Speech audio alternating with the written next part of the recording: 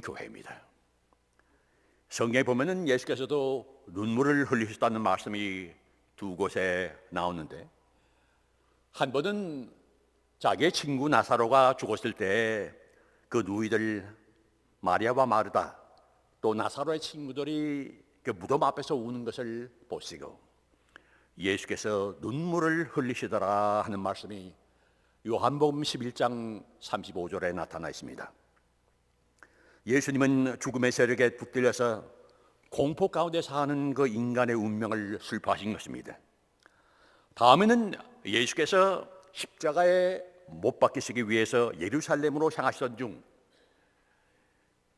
예루살렘에 가까이 오사 예루살렘 성을 보시고 우시며 이르시되 너도 오늘 평화에 관한 일을 알았더라면 좋을 뻔하였거니와 지금은 내 눈에 숨겨져 있도다 하고 말씀하신 것이 요한복음 19장 40절 41절에 나타나 있습니다.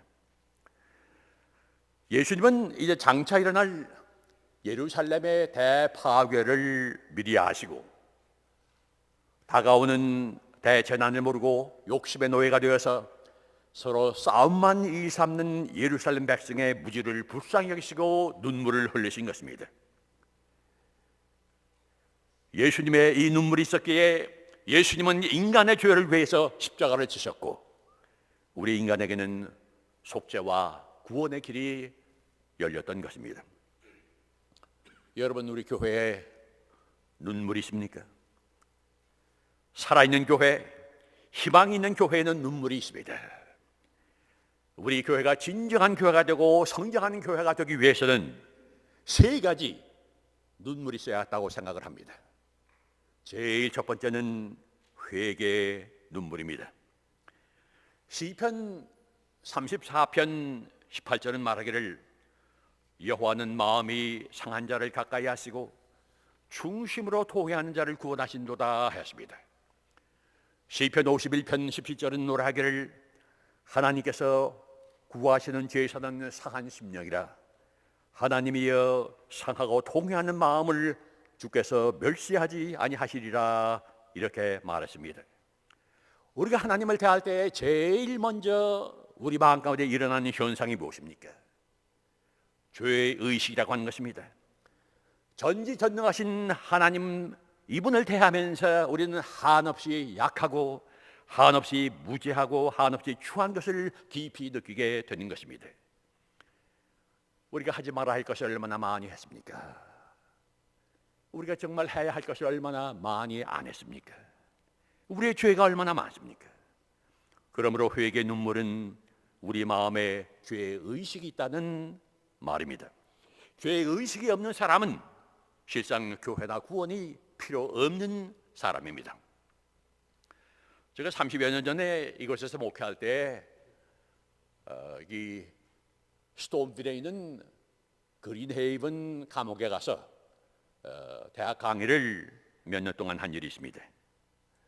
그리고 지금도 피시크에 있는 그 감옥에 가서 자원봉사로 세계 종교와 철학을 가르치고 있습니다만은 놀라운 것은 이 큰 감옥에 수용된 중범죄자들이 거의 그 죄의 의식이 없다 이 말씀이에요. 거기에 수용된 사람들이 대개 뉴욕에서 살인, 강도, 강간, 방화, 마약 거래 이런 걸 하다가 잡혀온 사람들입니다. 그런데 이야기를 해보면 대부분 자기들은 이 환경과 사회 때문에 이렇게 된 거지 자기의 책임이 아니에요. 자기가 잘못한 것이 한 가지 있다면 운이 나빠서 경찰에 붙잡힌 것입니다. 이런 사람들이 새로 될 수가 있을까? 글쎄, 저는 가르치면서 노력을 합니다마는 그렇게 확신이 안 서요. 여러분, 우리가 하나님의 전에 나와서 제일 먼저 고백하는 것이 무엇입니까? 하나님, 나는 죄인으로소이다. 진심으로 회개하는 것입니다. 그렇기 때문에 모든 주일 예배는 회개의 기도로부터 시작하는 것입니다.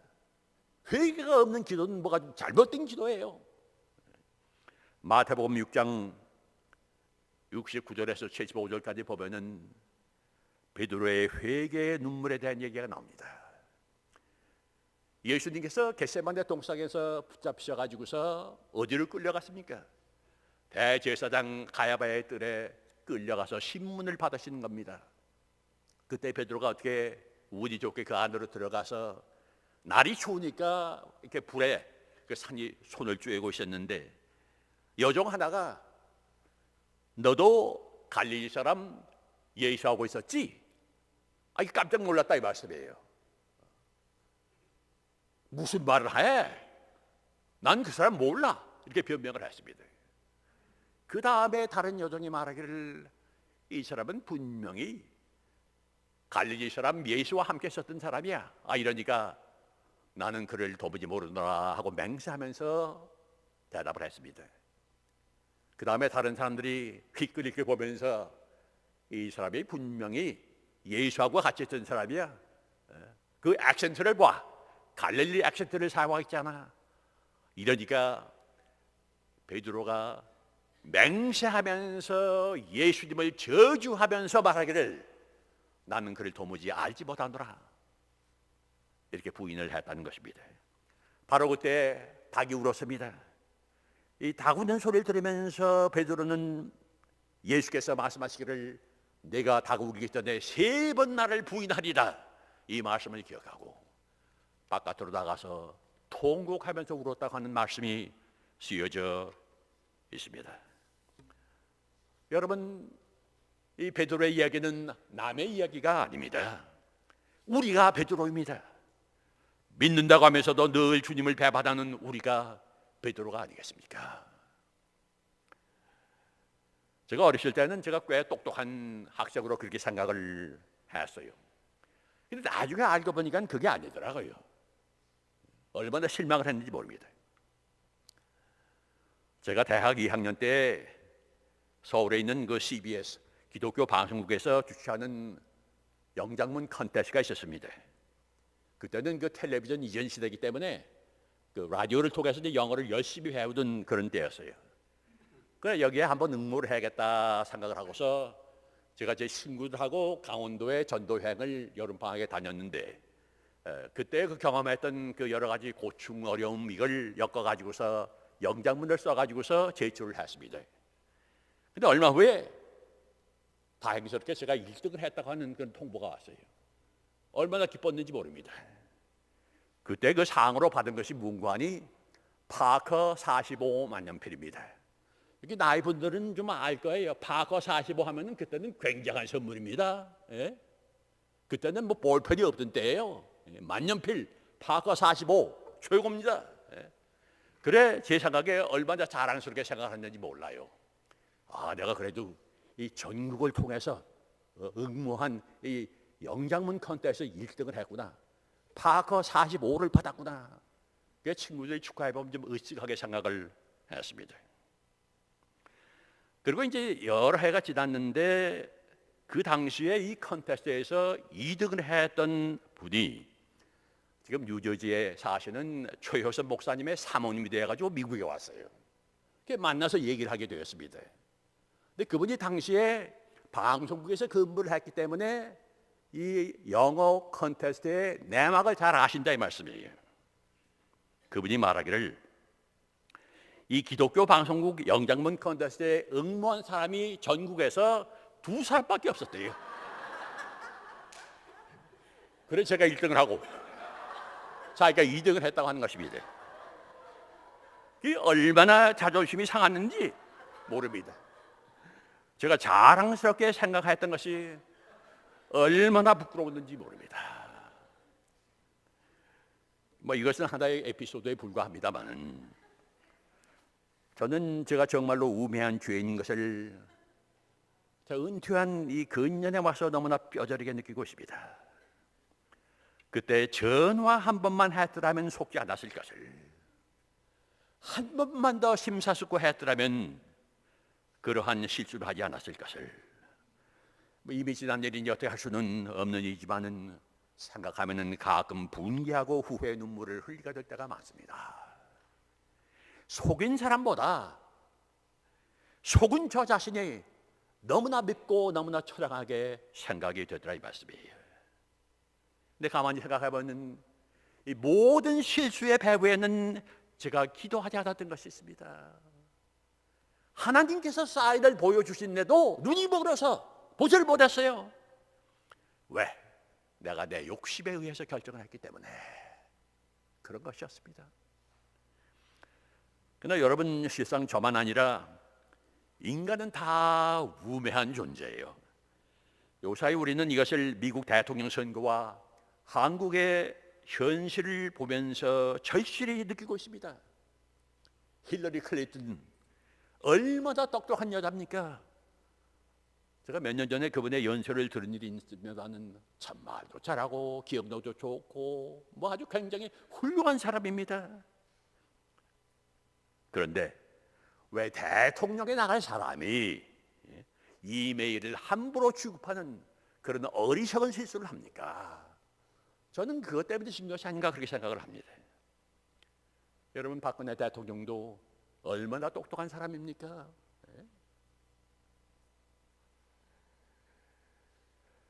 저는 그분 개인은 청렴한 사람이다 그렇게 생각을 해요. 그런데 그분이 눈이 어두워져서 사람 관리를 잘못해서 결국 엄청난 실수를 하고 우리나라를 이 지경으로 몰고 온 것입니다. 사람들은 굉장히 똑똑한 것 같으면서도 다 우매하더라 이 말씀이에요. 그렇기 때문에 우리는 남을 정죄하기 전에 우리 자신을 잘 돌보아야 할 줄로 믿습니다. 나는 그렇지 않은가? 이 세상에서 제일 어리석은 사람은 교만한 사람이에요. 우리는 언제, 어디서, 어떻게 우리가 유혹을 받아서 쓰러질지 모르는 존재인 것입니다. 베드로전서 4장 8절 9절은 말하기를 근신하라, 깨어라, 너희 대적 마귀가 우는 사자같이 두루다니며 삼킬 자를 찾나니 너희는 믿음을 굳게 하여 그를 대적하라 이렇게 말했습니다. 우리는 늘 겸손해야겠습니다. 고린도전서 10장 12절 그런즉 선줄로 생각하는 자는 넘어질까 조심하라. 얼마나 귀한 경고의 말씀인지 모르겠습니다. 그러므로 교회는 늘 회개의 눈물이 있어야 합니다. 둘째는 감사의 눈물입니다. 11월을 감사의 달이라 그렇게 말을 하지요. 누구든지 우리 인생을 돌아다 보면은 감사의 이유가 많이 있습니다. 그럼에도 불구하고 우리는 9가지 받은 축복보다 한 가지 당면한 불행에 집착하는 경우가 너무나도 많습니다. 그러므로 불평한 데는 훈련이 필요 없어요. 누구나 다 불평 잘합니다. 예. 그러나 감사하는 데는 훈련과 교육이 필요한 줄 믿습니다. 그래 어린아이들에게도 감사해야지, 땡큐 해야지 이렇게 가르치지 않습니까? 어느 유명한 미국의 목사가 말하기를 잃어버린 것보다 가지고 있는 것을 생각하십시오 말했습니다. 우리 인간이 간사해서 자꾸 욕심에 욕심을 더하기 때문에 우리가 만족하지 못하고 불평의 노예가 되는 것입니다. 저는 가끔 6.25 전쟁 때를 기억합니다.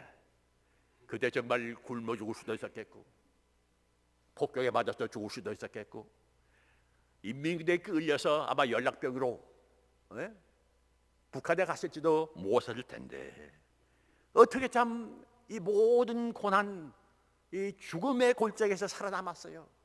이 제 힘으로 살아남은 겁니까? 제가 잘나서 살아남은 겁니까? 글쎄 믿지 않는 사람들은 우연이라 그러겠죠. 그러나 제가 믿기에는 하나님께서 나를 살려주셨구나. 하나님께서 나를 살려주셨을 적에 특별한 목적이 있어서 살려주셨구나. 그래 제가 생각하던 중 내가 신학을 공부해서 목사가 되겠다. 그렇게 된 겁니다. 이 모든 걸 생각하면은 내가 살아있다고 하는 이 자체 이것 하나만으로도 너무나도 감사한 일입니다. 이 축복이 얼마나 큰지 모르겠어요. 여러분이 잘 아시는 그 헬렌 켈러 여사가 어느 날 숲속을 다녀온 친구에게 무엇을 보았느냐고 물어봤습니다. 그러니까 그 친구가 대답하기를 별로 본 것이 없다 그렇게 대답을 말했습니다. 헬렌 켈러는 도무지 이해할 수가 없었습니다. 아니 두 눈을 뜨고 숨을 쉬면서 두 귀를 열고 냄새를 맡으면서 어떻게 들은 것도 없고 본 것도 없고 느낀 것도 없고 어떻게 별일이 없었을까? 이게 말이 되는가? 그래서 자기는 비록 보지도 못하고 듣지도 못하고 말하지도 못하지만은 이 헬렌 켈러가 자기가 만약 사흘 동안 볼 수 있다면은 무엇을 할 것인가? 이런 계획을 세워보았습니다. 그리고 이것을 내가 사흘 동안 볼 수 있다면 Three Days to See 이런 제목으로 애틀랜틱 먼틀리라고 하는 그 잡지에 1933년 1월호에 그 기재를 했다고 하는 것입니다. 헬렌 켈러의 글은 당시 경제공황의 후유증에서 시달리고 있던 미국 사람에게 큰 감동과 감명을 주었고, 그리고 리더스 다이저스트는 이 글을 20세기의 최고의 숲길이라는 그런 칭호를 달아주었다고 하는 것입니다. 그분이 이렇게 말합니다. 첫날에는 나는 친절과 겸손과 우정으로 내 삶을 가치 있게 해준 설리반 선생님을 찾아가 이제껏 손끝으로 만져서만 알던 그녀의 얼굴을 몇 시간이고 물끄러미 바라보면서 그 모습을 내 마음속 깊이 간직해 두겠습니다. 그리고 밖으로 나가 바람에 나풀거리는 아름다운 나뭇잎과 들꽃들 그리고 석양에 빛나는 노을을 보고 싶습니다. 둘째 날에는 먼 동이 트며 밤이 낮으로 바뀌는 웅장한 기적을 보고 나서 서둘러 메트로폴리탄 박물관에 가서 하루 종일 인간이 진화해온 궤적을 눈으로 확인해 볼 것입니다. 그리고 저녁에는 보석 같은 밤하늘의 별들을 바라보면서 하루를 마무리하겠습니다. 셋째 날에는 사람들이 일하며 살아가는 모습을 보기 위해 아침 일찍 큰 길에 나가 출근하는 사람들의 얼굴 표정을 보겠습니다. 그리고 나서 오페라 하우스와 영화관에 가서 공연을 보겠습니다. 그리고 어느덧 저녁이 되면 네온 사운이 반짝이는 쇼윈드에 진열되어 있는 아름다운 물건들을 보면서 집으로 돌아와 나를 이 사흘 동안만이라도 볼 수 있게 해주신 하나님께 감사의 기도를 드리고 다시 영원히 암흑의 세계로 돌아가겠습니다. 여러분, 헬렌 켈러가 그토록 보고자 했던 소망했던 그런 모든 일들을 우리는 날마다 보고 있지 않습니까? 이게 날마다 기적이 아닙니까? 그러면서도 우리는 이게 기적인지를 모르고 그저 지나치는 것입니다. 그러려니 그래서 헬렌 켈러는 이렇게 말했습니다. 내일이면 귀가 안 들릴 사람처럼 새들의 기저귀음을 들어보십시오. 내일이면 냄새를 맡을 수 없는 사람처럼 꽃향기를 맡아보십시오. 내일이면 더 이상 볼 수 없는 사람처럼 세상을 보십시오. 이렇게 말했습니다. 여러분, 여기서 한 걸음 더 나아가서 우리가 최고로 감사할 이유는 우리가 하나님으로부터 용서받았다는 놀라운 사실입니다. 용서받고서 우리가 하나님의 자녀가 되었다고 하는 게 사실입니다. 여러분, 교회는 용서받은 죄인들의 모임입니다. 그렇기 때문에 감사의 눈물이 있을 수밖에 없는 것입니다. 우리는 용서받을 자격이 있기 때문에 용서받은 것이 아니에요. 우리는 용서받을 자격이 없는 사람들이지만 아직도 죄인이지만 우리의 믿음을 보시고 예수 그리스도에 대한 믿음을 보시고 하나님께서 우리를 영접해 주시고 우리를 속죄해 주신 것입니다. 그래서 미국의 유명한 신학자인 폴 틸리켄 말하기를 믿음은 하나님이 우리를 용납하신 이 사실을 우리가 받아들이는 것이다. 그렇게 말을 했습니다. 누가복음 7장 36절부터 50절 보면은 감사의 눈물에 대한 얘기가 나옵니다. 예수께서 그 어떤 바리새인의 초대를 받아서 그 집에 가서 식사를 하고 계실 때 그 도시에서 그 죄인으로 이름이 난 어떤 여자가 들어왔어요. 들어오면서 그 향유가 들어있는 옥합을 갖다가 가지고 와서 예수님의 발 곁에 서이면서 울면서 눈물로 예수님의 발을 씻고 그 다음에 자기 머리털로 예수님의 발을 씻으면서 그 옥합을 열어가지고 향유를 예수님의 발에 부었다고 하는 것입니다. 이걸 보고서 이 바리새인이 마음 가운데 의구심을 가졌던 모양이에요. 아니, 이분이 선지자라고 그러는데 아니, 죄인 여자가 와가지고서 이런 걸 하는 걸 갖다가 가만히 놔두다니 이게 말이 되는가? 아마 이렇게 생각을 했던 모양이에요. 이때 예수께서 그 마음을 아시고 예를 들어 말씀을 하셨습니다. 어떤 두 사람의 빚을 졌는데 한 사람은 500데나리온 빚을 졌어. 데나리온 하면 하루 동안 일하는 품삯을 얘기하는 겁니다. 500일에 상당한 노동을 한 대가를 말하는 것입니다.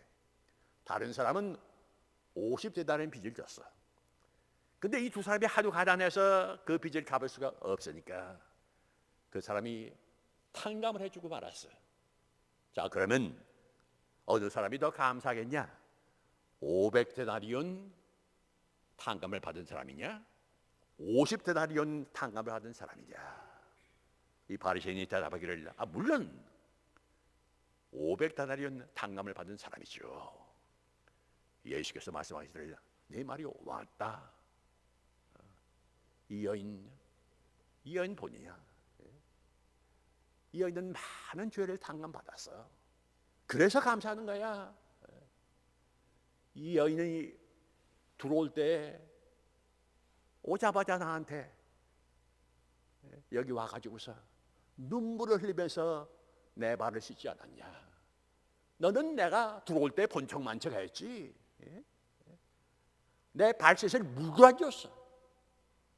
너는 내 머리에 감람유, 요새 말로 하면 올리브 오일이죠. 그것도 바르지 않았지만은 이 여인은 향유 옥합을 가지고 와서 내 머리가 아니라 내 발에다 부었어. 많은 죄를 사함을 받았기 때문에 그런 거야. 이렇게 말씀을 했습니다. 그리고 여인에게 말씀하시기를 내 죄 사함을 받았나니라. 네 믿음이 너를 구원하였으니 평안히 가라 하시니라. 여러분, 얼마나 위대한 말씀입니까? 1950년대에 한국을 방문했던 이 스탠리 존스 목사는 평생을 인도에서 선교사로 보낸 감리교 목사로서 20세기의 성인 중에 한 사람이라고 불리는 사람입니다. 또 마하트마 간디의 친구가 된 사람이에요. 이분이 어렸을 때 주일학교에 나왔습니다. 그 주일학교 선생님의 이름이 넬리라고 하는 선생님인데 하루는 이 넬리 선생님이 스탠리 존스를 한쪽으로 끌어가지고서는 요한복음 3장 16절을 펴가지고 이것을 해설을 하면서 말씀을 하는데 어떻게 말씀을 하는 거 아니? 하나님이 스탠리를 이처럼 사랑하사 독생자를 주시니 이는 스탠리가 예수를 믿으면 멸망치 않고 영생을 얻게 하려 하심이라 이렇게 말했다고 하는 것입니다. 이것이 믿음의 씨가 되어서 이 스탠리 존스 목사는 그처럼 위대한 삶을 산 것입니다. 여러분, 진정한 교회는 감사의 눈물이 넘치는 교회입니다. 세 번째로는 사랑의 눈물입니다. 사랑의 눈물이 있는 곳에 구원이 있습니다. 예수님의 눈물은 사랑의 눈물이요 구원의 눈물입니다. 요한복음 11장 35절에 나사로의 무덤 앞에서 예수께서 우셨다는 말씀이 있습니다. 누가복음 19장 41절 42절에 예수께서 예루살렘 섬 가까이 오셔서 성을 보시며 우시면서 말씀하시기를 너도 오늘 평화에 관한 일을 알았더라면 좋을 뻔하였거니와 지금 내 눈에 숨겨져 있도다 하고 말씀하셨습니다. 여러분, 인간의 역사는 죄악의 역사요 죽음과 폭력과 파괴의 역사입니다. 이러한 인간 역사 앞에서 독생 성자이신 예수 그리스도께서는 과감히 자기 몸을 던져 우리 죄를 속죄하는 제물이 되셨고 이로써 부활의 소망과 영생의 약속을 우리에게 주신 것입니다. 사랑의 눈물이 있는 곳에는 치유가 있습니다. 사도 바울은 로마서 12장 15절에서 말하기를 즐거워하는 자들과 함께 즐거워하고 우는 자와 함께 울라, 이렇게 말씀을 했습니다. 여러분, 교회 본질이 무엇입니까? 교회가 무엇입니까? 교회는 같이 즐거워하고 같이 우는 믿음의 공동체입니다. 여러분, 우리 교회에 사랑의 눈물이 있습니까? 이 교회가 43년 전에 창설이 됐는데 첫 번째 장례식이 1980년 미시스 허의 장례식이었습니다. 미시스 허는 당시에 그 웨서 병원의 간호사로 일을 하던 분이에요. 그 남편은 IBM에서 이제 근무하는 엔지니어고, 그 아들 둘이 있었는데 4살짜리, 3살짜리 뭐 조그맣죠. 어린아이입니다. 근데 집은 아주 좋은 집을 사고, 그 다음에 이거 다 몰개지 물래니까 돈이 많이 필요하지 않겠어요? 돈을 좀 더 준다고 막 야간 근무를 자원했던 모양이에요. 근데 밤중 한 12시나 뭐 이쯤 돼가지고서 이제 거기에 가는데 하필이면 그 정문 앞에서, 매서병원 정문 앞에서 막 달리는 경찰차와 충돌해가지고 목이 부러져가지고 전신부사가 되었습니다. 제가 이 전화를 받고서 응급실에 가보니까 얼마나 처참한지 몰라요. 목을 고정시키기 위해서 뭐 못 같은 것을 여기저기다 이렇게 박았더라고, 이렇게 꼼짝 못하게. 그때 참 우리 교인들이 그분들을 하도 불쌍해서 얼마나 많은 눈물을 흘렸는지 모릅니다. 역사도 얼마 안 되는 작은 교회예요. 몇십 명밖에 안 되는 교회였지만은 참 교인들이 사랑으로 뭉쳐서 이 가정을 돕기 시작을 했습니다. 여성교회 회원들이 그 집에 음식을 몇 개 갖다 주고 애들을 베이비시팅 해주고 이렇게 큰 수고를 오랫동안 했습니다. 결국 이 교통사고가 그 경찰관의 실수로 말미암아서 되었다고 한 것이 판정이 나면서 많은 보상금을 받게 되었는데, 이분들이 교회에서 받은 사랑에 너무도 감사해서 기증한 것이 바로 저기 있는 슈타이너 앤드 선스 그 피아노입니다. 저는 이거 볼 때마다 미시스 생각이 나요. 이분은 세상을 떠난 지 벌써 오래됐습니다마는 그가 하나님의 영광을 위해서 기증한 이 피아노는 아직 있어서 우리 예배를 인도하고 있구나, 그런 생각을 하게 됩니다. 여러분, 사랑의 눈물인 교회는 위로가 있습니다. 봉사가 있습니다. 화해가 있습니다. 치유가 있습니다. 사랑의 눈물이 있는 교회는 많은 기적이 일어나는 것입니다. 여러분, 우리 교회에 눈물이 있습니까? 회개의 눈물이 있습니까? 감사의 눈물이 있습니까? 사랑의 눈물이 있습니까? 이 세 가지 눈물이 넘치는 교회가 되기 위해서 기도하시는 여러분들이 되시기를 주의 이름을 받들어서 간절히 기원드립니다. 기도하시겠습니다.